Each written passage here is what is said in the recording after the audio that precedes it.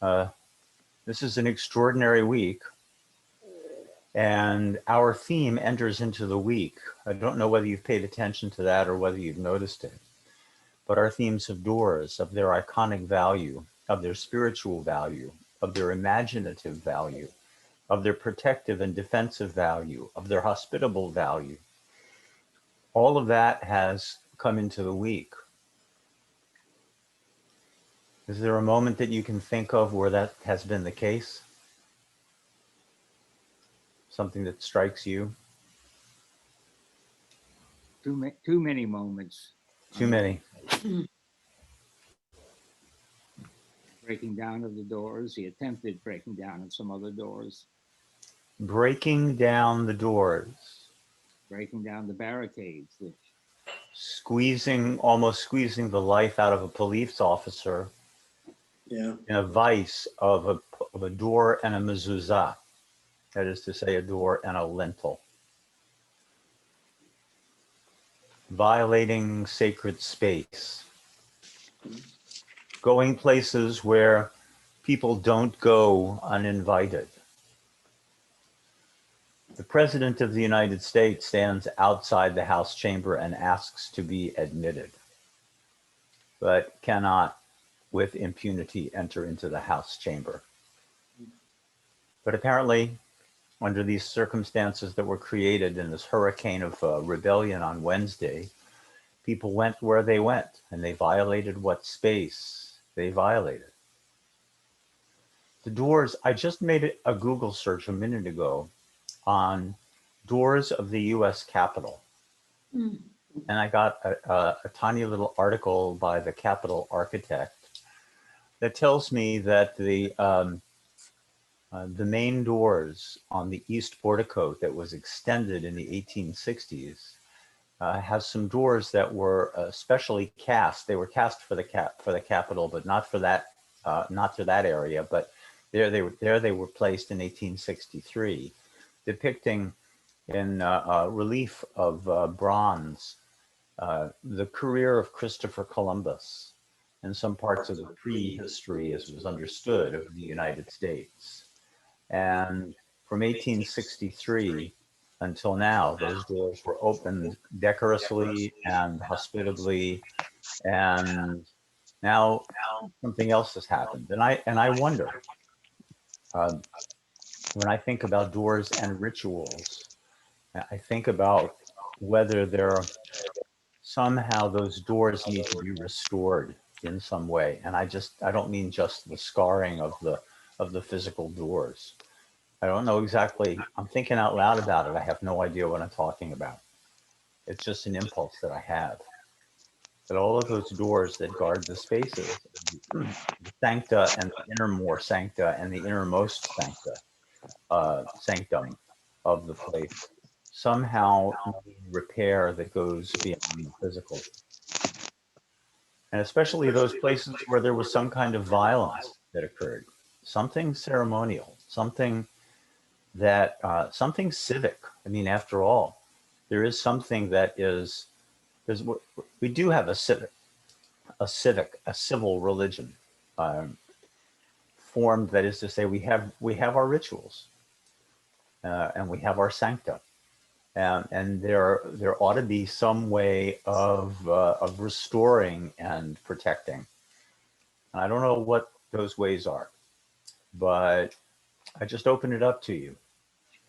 We've seen the doors function in all of these extraordinary ways that show that doors are indeed an important, not an accessory, but an important constituent part of imagination, from our point of view, Jewish religious imagination, but American civic and civil imagination.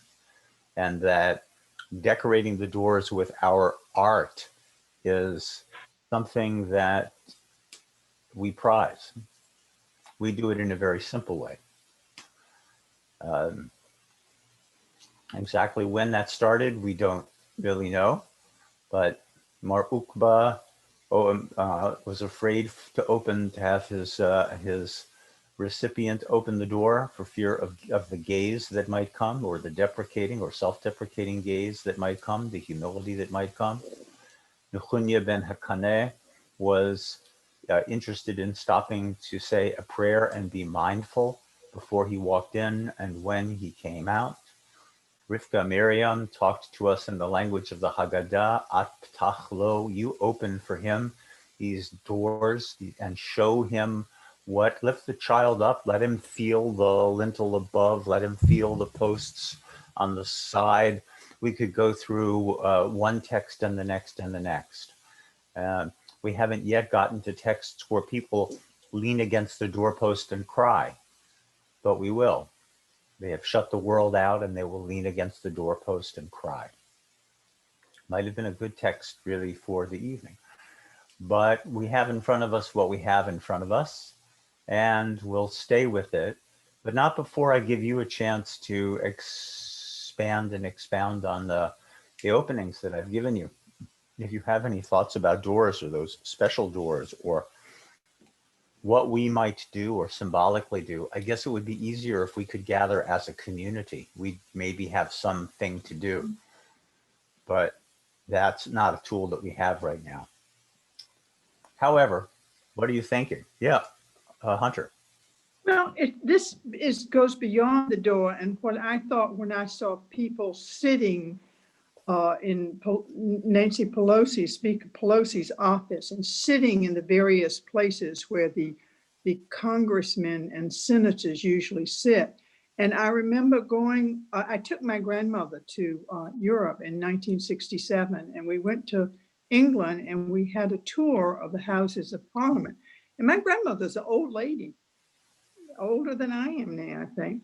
And when we went into the House of Lords, I believe, we were right down in the House of Lords, and where the Lords sit. And she went to sit on the seat because she said, I want to try it. And they said, no.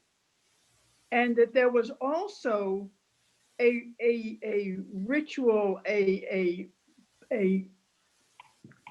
method in which you sanctify where the people are by honoring where they sit by not sitting there. And even in the context of, and the British are very respectful of age, and the fact that they would say no to my grandmother was very significant. And that was one of the things I thought of when I saw what was happening in the Capitol this week. Thank you. Yeah, Sarah. I was thinking about Hanukkah, about the rededication of the house. Which is actually what happened that evening. Dedication or rededication of the houses. Yes, when Congress reconvened in the chamber that had been trashed less than 12 hours earlier, the power of the restoration of order to complete the task that had been underway when it was interrupted was extraordinarily powerful. And it was in itself its own act of rededication, of reestablishing order for the electoral process and law to go forward.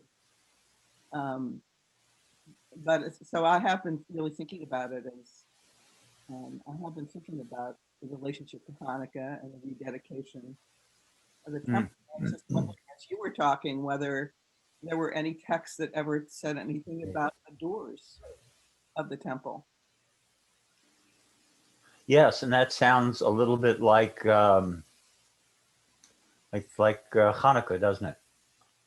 Yes, that's exactly. Yeah. Well, I was thinking on a sadder note, I've read a lot of references to the destruction of the temple and the likening of it. And in some of the keynote, the liturgical poems that are read after Eicha, there are these graphic descriptions of these invaders, whether Babylonian or Roman, entering and desecrating the sacred space, and nothing happens to them. I'm thinking, on the one hand, this references that. On the other hand, at least so far, things have turned out better. Mm-hmm. Mm-hmm. Yeah, thank you. Yeah, Diane and then David. So I was thinking, it was reminding me of, there's a story about having a key, and there's a garden and there's gates, and there are different circles or different parts that you can get in. I mean, I have a half memory of a story kind of like this, where the inner sanctum is supposed to be hamakom, sort of God's place, the king's place. And having a key to get from one to another, and whether or not you're allowed to get from one to the other. And then somehow what people did was by force moved from one place to another, and they kept by force trying to move into another place. And so these are people who don't have the key or don't have the permission. And, do we have people who have permission? Like, okay, the Lords have permission to sit in those places, and these are the people, and the people don't have permission. And so you have to have some sort of a trust, some sort of there has to be an agreement that the people who do have permission are going to do right what they're supposed to do. And this is where that broke down completely, where these people believed very honestly that that's not what was happening, that they were not, the people who had the key were not doing the right thing. And therefore, by, going into this space to try to change it, and it just sort of reminded me, because they would get in one place, they tried to get into another, they did not get in. They got into the inner sanctum, in some sense. They got to the main hall, but the king was gone, and the minions were gone. I don't know. That, I guess that's kind of what I was thinking about. Do you know, Steve, what story I'm sort of trying to think about? It sounds like a Photoshop version of a bunch of stories, but we'll get to one that's close to it before too long. David. Well, we have the saying that whenever one door closes, another one opens. And I wonder if the counter saying might also be true, that whenever we open one door, we close another. And I feel that especially at this time when we're both a participant and the maker of history, and whether we choose to cross the threshold or to stay back, everything has these consequences, and it's worth trying to foresee them and to also recognize there will be unforeseen consequences of what we do or do not do. Well, maybe that teaches us, maybe that opens up some other questions for us. Who's the first ones who were the first ones, or who was the first one to lay hands on a door and pry it open when it ought not be? Who tried to defend it? The word decide, to close a door when you open another.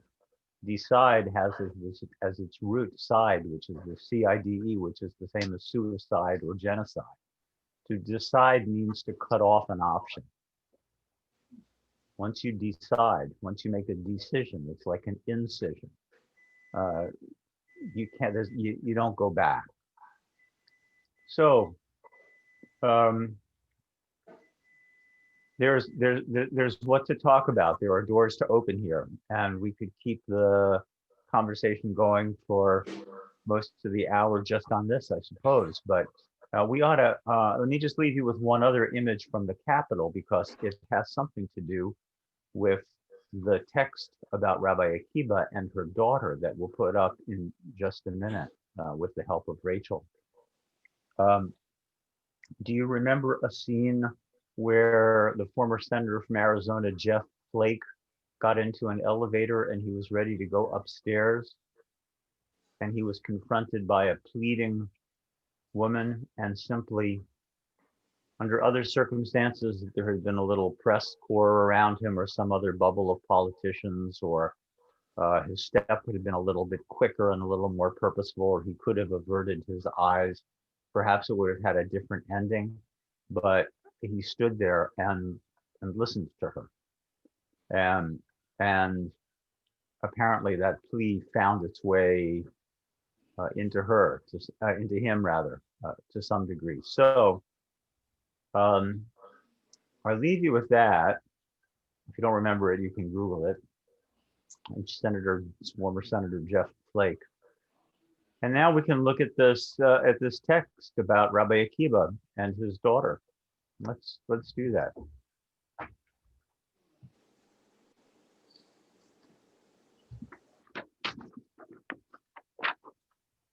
We'll just stay with the English. Can everybody see it? Because Is this the right document? I've got a few. that is opportunity knocks, the poor at the door. That is correct. But it's not centered in a way that people can read it, I don't think. Oh. I didn't know I should move it. How do I do it?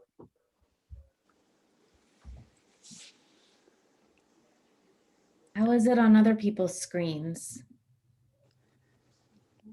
I've It's got so- a full screen. It's fine from You where only I'm see- sitting. you only- you It's only good see the here. the first paragraph of the English. Right, Yeah, I mean, I'm not. there we go. Stop. Ratio 100% of the original songs. That was the top. No, here. Is that better for you? Right. Thank you, Sabina. She did this upside down and backwards, and I can't do it straight up and forward. Anybody can do it upside down and backwards. Anybody can do it upside down and backwards. True enough. Okay, thank you.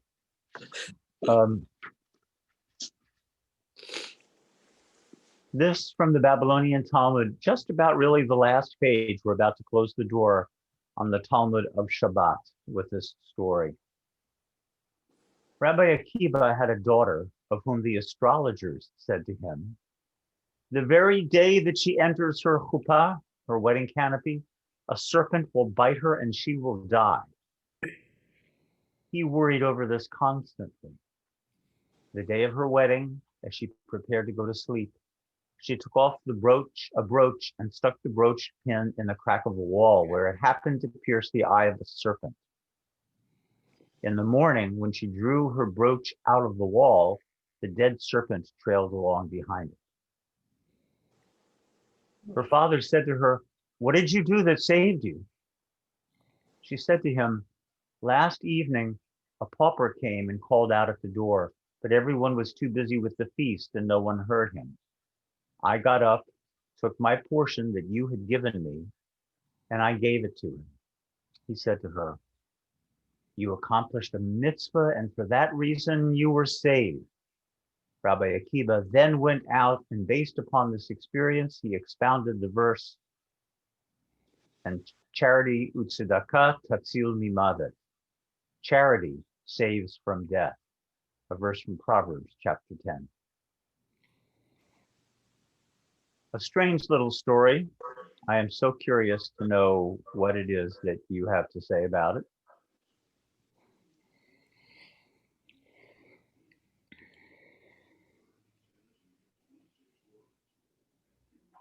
What questions there are? What parts of it trouble you?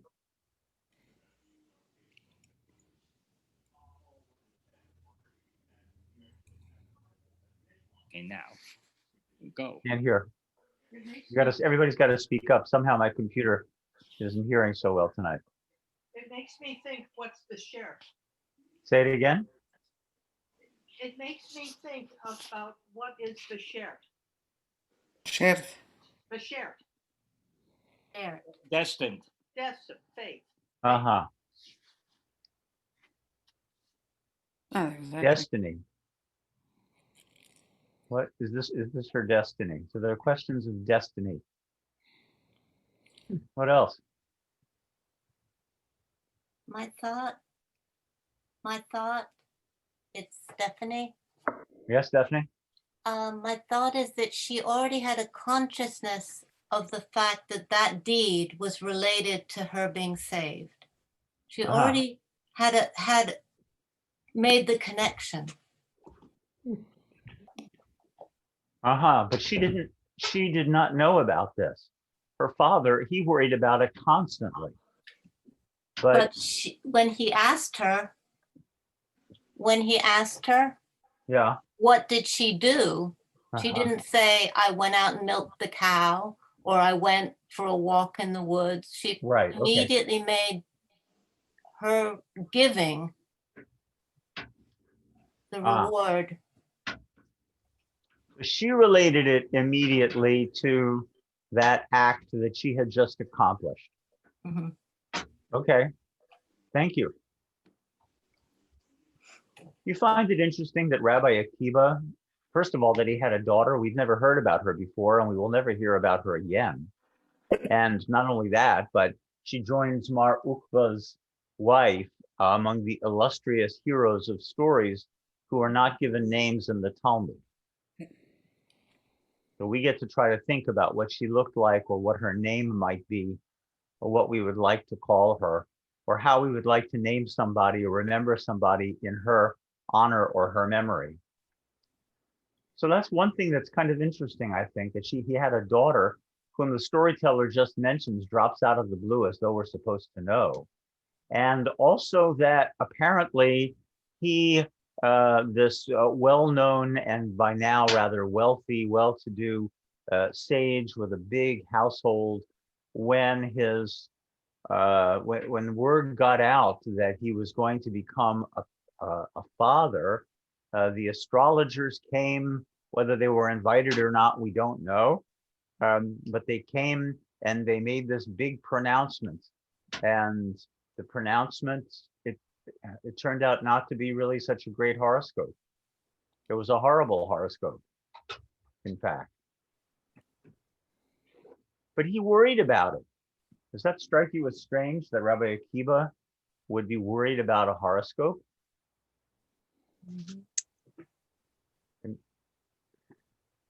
I wonder if the issue about death would mean you won't have life in the world to come, or you won't have descendants or disciples who can carry on your living words and acts after you die. And that's why maybe it's introduced by the astrologer's prediction. This happens on the very day she's going to get married, but if she does die, then she won't have descendants. And I wonder if Rabbi Akiva then takes this Proverbs verse and he wants to apply it to life in this world. In a way, he may be extending what it was originally meant to say in terms of something eternal. Okay, thank you. That's very useful. He does want to extend it. He does want it to have some valence in this world. What's the use of tzedakah? Is it only money that you've deposited on account somehow for another time in a world that you have left? Is it only about your memory and your legacy? Or does tzedakah actually, is it integrated into into the life of this world?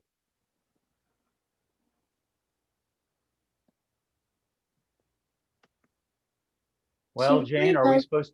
are we supposed to be listening? What? Why don't you say that out loud? I dare you. Unmuting. I thought we weren't supposed to listen to astrologers or anybody who can say the sooth. So. Right. And yet Rabbi Akiva, the storyteller in this case, gives us a world in which it's quite plausible that Rabbi Akiva is going to be thinking about that, much like the parents of, or the father of King Stephan, the father of Sleeping Beauty, is going to be worrying about when she's 16 years old, are there going to be any spinning wheels left in the kingdom, you know? It's something that is an old motif, and it's going to happen. And I wonder, Jane or others, do you ever read your horoscope? I used to, but now I don't because I don't. Well, it also used to be a lot easier, didn't it? Because it was in the paper and it was in print and it was on page thus and such. And if you did the crossword puzzle, which I think was the only puzzle at the time, back when there were only printed papers, maybe you would look at it, or underneath Dear Abby or wherever it was, you know. maybe that you still look get at the it dirt and just wondered curiously, is this, well, how might that work out and in my day, and maybe you even tried to keep it in mind. No, No. because it's I used to read it when I was younger, but now I feel that if I don't read it, I'm looking to something other than God to guide my movements. Yeah. Why? If I take astrology seriously, then I'm not taking God seriously. Uh-huh. I don't agree, Jane. This is Bernie. I view what the astrologist says is more food for thought. And does it make any sense in my life at all? Because sometimes it doesn't, sometimes it doesn't. And then I just sort of view it as food for thought and has nothing to do with God at all. Okay. But can you enlist it in the service of something? Can you say, but you know what, I did this, and so therefore this makes some sense. It has some power that I didn't think before that it was predictive, but I don't know, it was anticipatory in some way. In any event, Rabbi Akiva does listen to astrologers. He worries about them. There's plenty of data that at least in the few centuries after Rabbi Akiva, there were elaborate zodiacal signs, disc circles on important synagogue floors. It is true that but I know that they use Shmuel Bar Nachman, the great sage, a great sage of the 3rd century, was known to be an astrologer of a very, very refined and high order. And when people said to him, but when do you learn astrology? You're supposed to be learning Torah, Yomam V'Laila, day and night. When do you learn astrology? And he said, when I'm in the Schwitz. That was his answer, but apparently he was quite the great astrologer. In the Middle Ages, Nachmanides says, you really shouldn't be reading or accepting horoscopes when people give them to you. But if you happen to read them or happen to hear it, then you should pay attention to it. Yeah, because in somchin al hanes, you shouldn't be depending upon a miracle. And it would take a miracle to exempt you from something that apparently was in the stars. Did the stars have somehow predictive power? So there is an interesting thread of our history that goes counter to the very beautiful line that we've woven, which is that we don't pay attention to astrologers. In fact, there's a tension there. Susan, what were you going to say? Well, also among the Christians of the Middle Ages, the churchmen practiced astrology and ultimately developed into astronomy. And their idea, in fact, was somewhat similar, of studying the movements of stars and planets in order to figure out God's will, and was not so much a pseudoscience as what I call a proto-science. Okay, a proto-science. That's a good way of putting it. Making observations about the exact movement of planets and stars and trying to correlate them in some way with the rhythms and dramas of things that happened upon the earth. In any event, back to the story. It's a very spare story. In the morning, when she drew her brooch out of the wall, the dead serpent trailed out along with it. Can you imagine? And she lives even Rabbi Akiva, who has some money, she doesn't have a bureau in her room or even shelves in her room. That's not what they did. She has plaster, maybe smooth, maybe not, over stone. And the snake crawled up to find a comfortable place between the warmer plaster and maybe the colder stone, or maybe the opposite. I don't know what time of the year it was, but there was the snake and there was a crack in the plaster, and she did what she does when she wears jewelry that has a pin on it. She took the pin and she stuck it in a crack in the wall that was already there. And it just so happened that it killed the snake at that point. All well and good until the next morning when she goes to retrieve the brooch and she pulls the pin out of the wall. Imagine yourself, the snake comes trailing after the brooch, cracking the plaster, and a surrealistic view of the snake being disgorged by the mouth of this tear in the wall. Yikes. And then all of a sudden, in the next paragraph, her father said to her, well, what happened between the first paragraph and the second paragraph? We don't, the storyteller doesn't tell us, but we can imagine. What do you suppose? Well, one thing that strikes me is, as you mentioned, that Akiba listens to the astrologers, but she relates how she listened to the voice of the pauper. Everyone else is so busy with the feast, but it's like she resembles Moses in the hubbub of leaving Egypt. Moses remembers to take the bones of Joseph, and this is what enables the charity, that she is attuned and oriented to hear the voice of the pauper at the door, and no one else apparently does this. So that might be the real greatness of what she does here. For them, it's a wedding celebration, and they don't hear. This is not a prophet who stands at the door, but that's an interesting way of characterizing him, because it's the way in which, in some ways, the door is framed. He's a poor person. But as I told you, there are many places in the Talmud where that's how a story begins, or that's how a problem is set up. Ani ha'omed bapetach. The poor person stands in the doorway. Errol. Yeah, it's interesting. He asked, "What did you do that saved you?" And she immediately, looking at the serpent trailing from the brooch, she goes back to last evening a pauper came. She relates that. So he didn't have to tell her that's why you were saved. She says that's why I was saved. Yes. Do you suppose that he actually knows? I suppose otherwise. I suppose that he does not know until she tells him. Okay. Well, she obviously knows. She obviously knows. Rachel? I'm wondering, you were asking between the first and the second paragraph. This could have ended at the end of the first paragraph. The astrologer said, serpent's going to bite her and she's going to die. And you know what? She put the brooch in the wall and she killed the serpent and she didn't die. They were wrong. End of story. It could have ended there. That was the moment. And now the moment, yep, and the moment is past. The verdict is averted.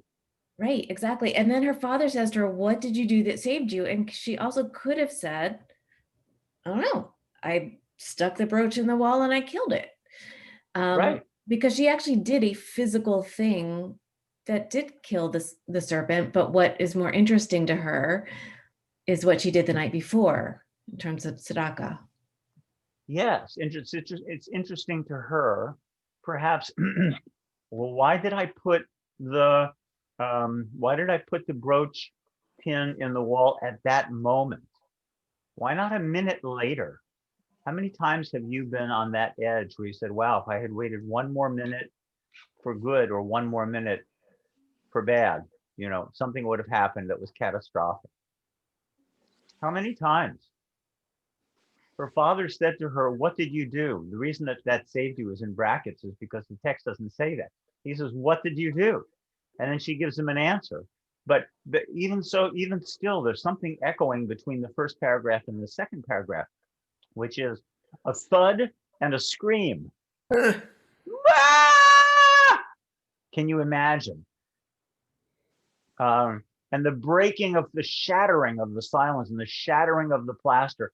And her father, I'm just imagining the movie version, as I'm wont to do, the movie version of this story, that he runs into her room expecting to find what? Expecting to find his daughter lying dead on the floor for whatever reason or from whatever cause. but it doesn't happen. There's a big serpent on the floor that's dead, and part of it is in her hand unless she's dropped the pin. And what did you do? And she said, well, at a particular point in time, I put the pin in the wall, and I guess it happened to. Wow, what would have happened if I had missed, if I hadn't put the pin in the wall right then? Right then. Maybe God would have brought the serpent to the right place, wherever the pin was going to be. Maybe so. Maybe so.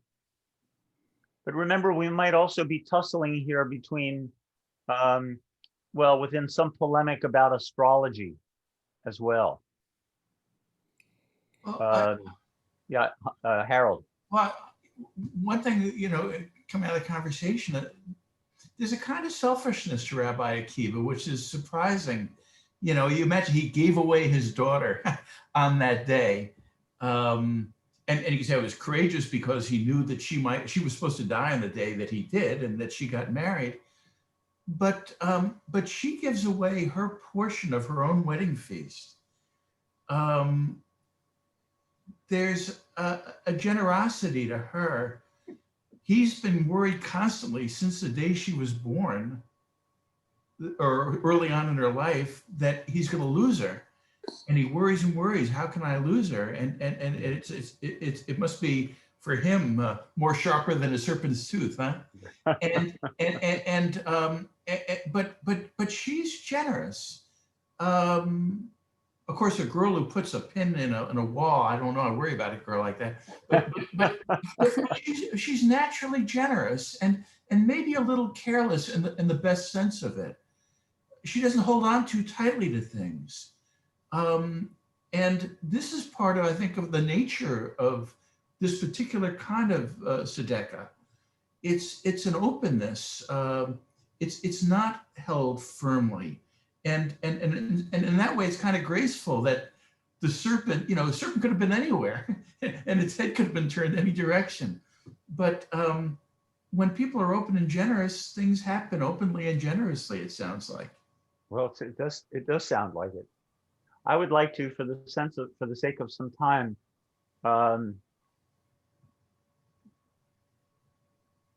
move ahead in talking about this story in very personal terms, and then have a little bit of time to share something else or a couple of other things with you.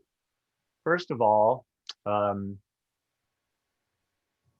was a rabbinical student in Philadelphia and lived in a beautiful neighborhood in the northwest part of Philadelphia, and it was a drive to get downtown. We lived on Durham Street, actually.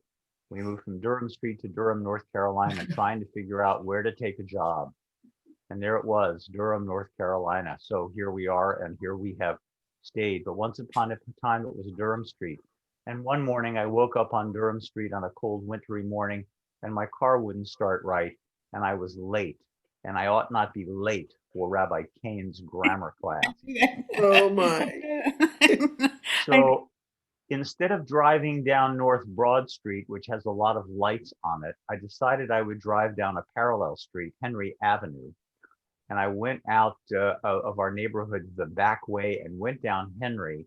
And to my chagrin, realized that while there were not any traffic lights, there were stop signs every few blocks. And I stopped and I stopped and I stopped, and I'm watching, and the car, and it's getting later and later, and I'm getting closer and closer to feeling the hot breath of Rabbi Kane on my neck as I get into the building, not for the purposes of warming me up either. And I get to a truck that is ahead of me, a rumbling truck that is piled very high with stuff that is going all the way down to be crushed along with many cars and so on down by the oil refinery. And there are appliances on the top of this truck.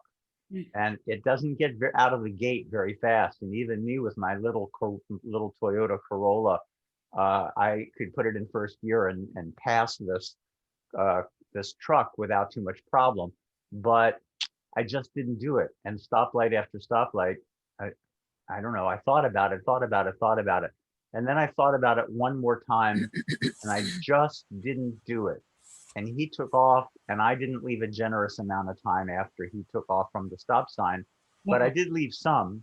And the next thing I knew, there was a crash and an oven that was on the top, piled up precariously on the top of his truck, fell off the back of his truck as he hit the girder of an underpass. It was just a few inches and he hit it.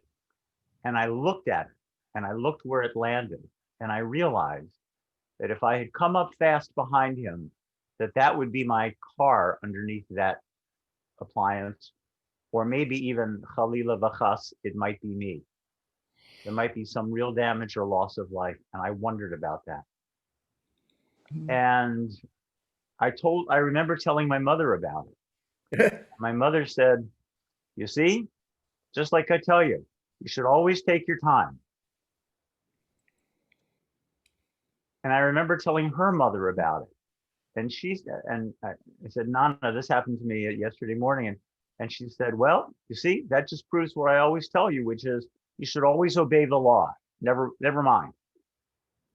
Now, I don't know whether either of them were right, but I trust the trajectory of the story that I tell you was going in the right direction. He asks his daughter, what did you do? And he does not know. And she constructs out of the reality of her world and what she has done a story that is integrated with the religious imagination, not of her grandmother and not of her mother, not the code of one or the other, but the code of the Torah. Well, here's what I did that made me, this is what actually made me put the pin in the wall just when I did. I took my dinner and I gave it to this poor person who was standing in the doorway.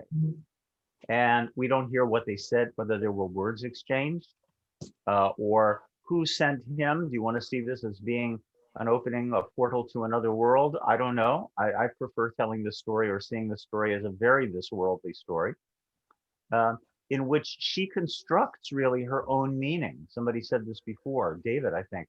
Does this have meaning in the real world? Does it have some valence? Or is it only about the worlds to come? Well, in this particular case, she has constructed the world in such a way that it was that timing.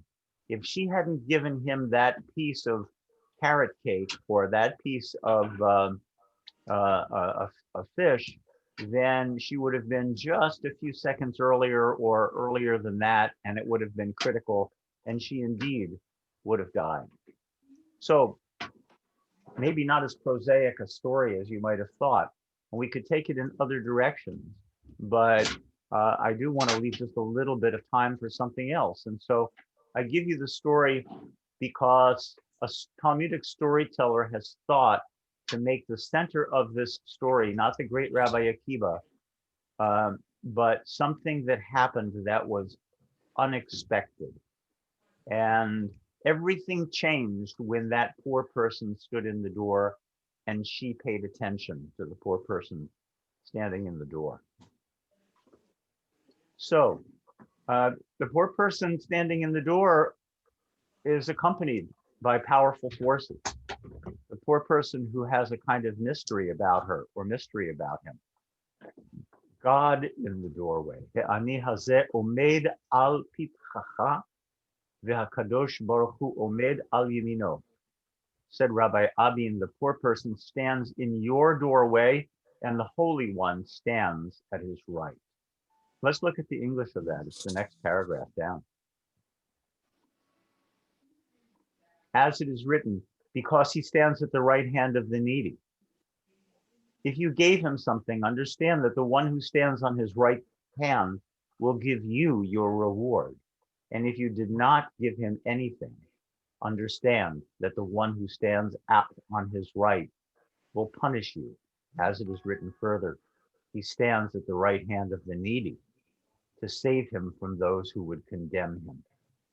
God is there to protect the needy and to save the needy from the one who would condemn that needy person, him or her, perhaps making a snap judgment because that person's in need after all. And therefore, there is some kind of moral flaw or flaw in the attention to details that are necessary in order to lead a good life.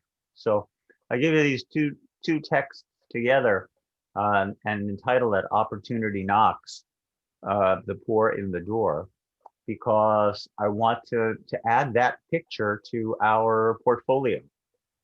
And it's time to add that picture to our portfolio. Something about the end of the story, or the story as I've read it, or this little tiny piece?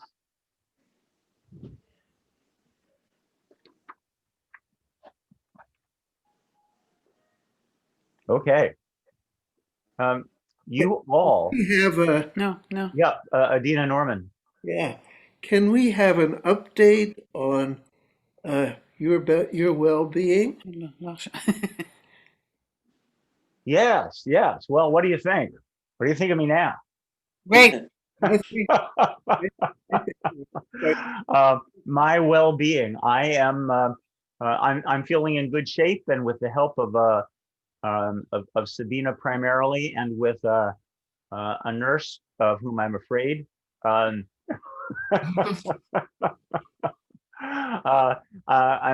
doing quite well.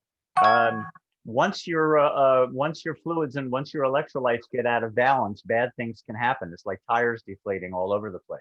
ooh, And so that's what happened to me some time ago that you might have read about in Caringbridge. I mean, that's the short story of what happened. And I had no energy, and it was pretty dramatic, and it was like being a different person somehow. And I had an infusion of fluids and started to feel better, and then started to drink more. You can see it in my hand. It's just Pellegrino. And things are way more regulated than they had been. And I'm just feeling really good. Great. That's great. Yeah. Rabbi. Thank you. And thank That's you for asking. wonderful. And good enough to do this, and even better, it's a delight. And it's a delight having you as traveling companions on this particular road. There's nothing really that perks me up more than thinking out loud about such issues and such themes as this. So thanks for the question, Norman. Thanks for the good and welfare. Sibby, can you come over here actually and show people through the... Yeah, I'm gonna just move out of the way and let her do that. Then I get to escape to the bathroom without telling you that that's what I'm doing.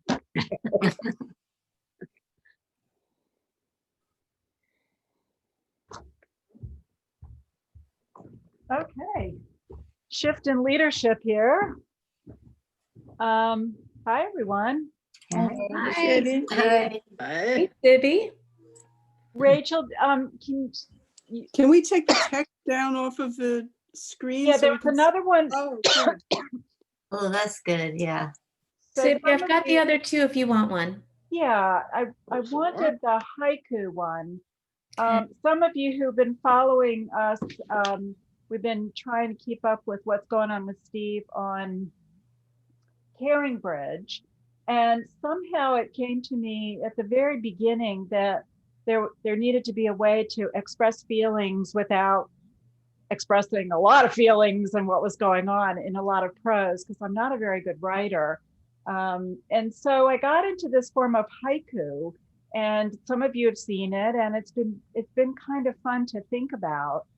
And then what happened was a lot of people started following that lead and writing haikus in different ways. And so we started collecting some of them, and we wanted to, so we put them on the website. As we've told you, on the Bethel website, there's a place that says Steve's Learning with Rabbi Sager. And then under that, there are resources, and there's a number of resources that lead you back to the Sicha website, where we have these haikus and pictures and other texts, and some of the texts that we've been learning here. But I thought it might be kind of fun to share with you some of the haikus. So Rachel, if you have that. So I also put some of the pictures on here. So you can stop at the first one. Hunter sent us the picture that's below the haiku, seen through the keyhole, only a part of the view, fling open the door. Sometimes the texts that we've been reading together have inspired people to write them. And so and also to send pictures. So we've been asking for pictures and anything else that people that move people. So if you can go a little bit further down, I think there was one that I wrote about the door swinging both ways. And then a rabbi friend of ours, Dan Alexander from Charlottesville, followed suit, and he wrote about thresholds. So that's there. And that, so by tomorrow, I'll have all of these on there. I have one page, but not the 2-page version on the website. And then keep going. A couple of other people sent us ones. And some of them were in reflections on something that we had read. So if you remember about Theo, is that the one? Yes, about Theo and God is like a door that swings both ways, or I only want a door that, I want a God that only opens outward and not inward. And so this idea of opening in and out prompted a few haikus that you see there that Judith Snyderman sent us. And Steve talked about doors swinging without emotion and being unhinged. So you see, we put a door there, we put a picture of a door that we had seen one time that is truly unhinged, not connected. And then last time when we read Mar Ukba, David Weiner sent us some, and I absolutely love the first one that he, if you remember the story about Mar Ukba and the wife. And Mar Ukba and his wife and jumping on her feet in the hot oven. So and some of the pictures there also have been sent to us. And who sent us that one? Sarah? Yeah. Sarah Eisenberg sent us that one. And just a sweet ending at the end that David Weiner wrote about just appreciating the learning. So I just thought that it was nice to share those things with you as well. Adina also sent us an album of pictures, which I don't think I've put up there yet, but I'll add some of those to the picture album. And just encourage you that if you're feeling at all in the mood, you know, to reflect on some of the things that Steve's been teaching about doorways, that there's lots of media, lots of ways to do it. And haiku, for, as I say, for me, it's 17 syllables, so you don't need a lot of words.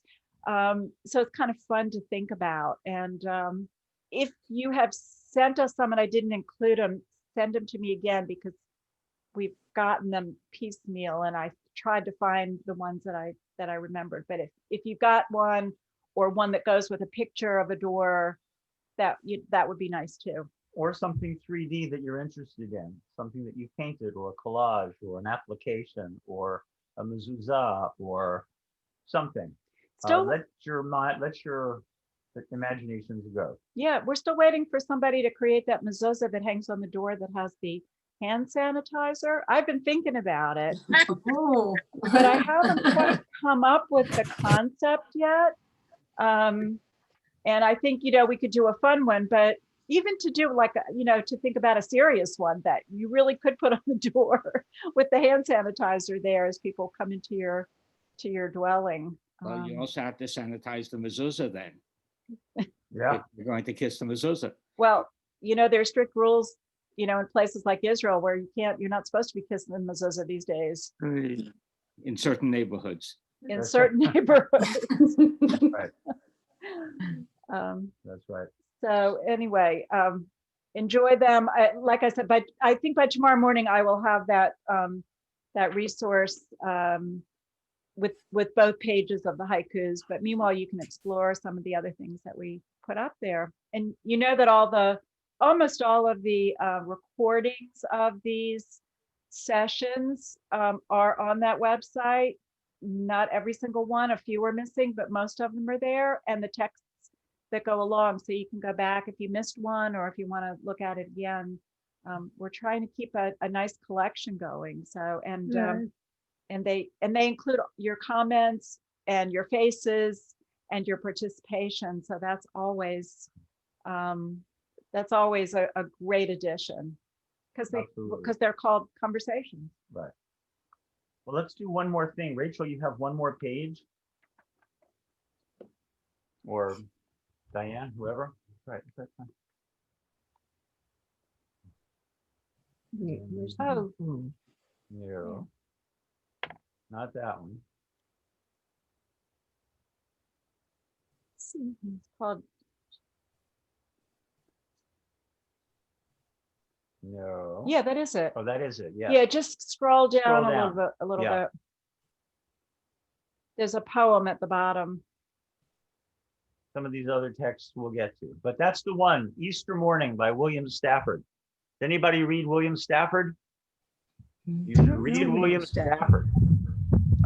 You should. I mean, William Stafford, plain spoken, great wide plains, open consciousness, American poet. During a certain number of the last years or decades of his life, wrote a poem, dedicated himself to writing a poem every single day. And I think this is a really lovely poem that deserves to be heard, taking us back not only to what it means to be standing at the door and to the ambivalence of whether to let someone in or not, but who that person might be, or what are the consequences of your action, and is it dangerous to do that? Is hostis, the hostel, part of what the innkeeper is supposed to be doing, kicking in there, or is it hospice, the hospitality that's kicking in there? So let's read it, and whoever's running this text, we can actually move it. No, maybe. Yeah. Okay. All Yeah, right. that's good. All right, just A little like bit more. that. Okay. Yeah. Maybe someone comes to the door and says, "Repent," and you say, "Come on in," and it's Jesus. That's when all you ever did or said or even thought suddenly wakes up again and sings out, "I am still here," and you know it's true. You just shiver alive and are standing there, suddenly brought to account, saved. Except maybe that someone says, "I got a deal for you," and you listen because that's how you're trained. They told you, always hear both sides. So when the slick voice can sell you anything, even hell, which is what you're getting by listening, well, what should you do? I'd say always go to the door, yes, but keep the screen locked. Then, while you hold the Bible in one hand, lean forward and say carefully, "Jesus?" And you brought this to us. Why? I brought it because we could spend weeks or even months looking at Christian sources in which the doorway and the door and that kind of hospitality at the door are similar to the story of Rabbi Akiba and his daughter, and other stories that we have and sentiments that we've encountered and that we will. And I thought it would be interesting for you to see this, in particular, on the morning when he's supposed to find his daughter dead. Rabbi Akiba is supposed to find his daughter dead. This happens to be transposed into the key of Easter morning in William Stafford's poem.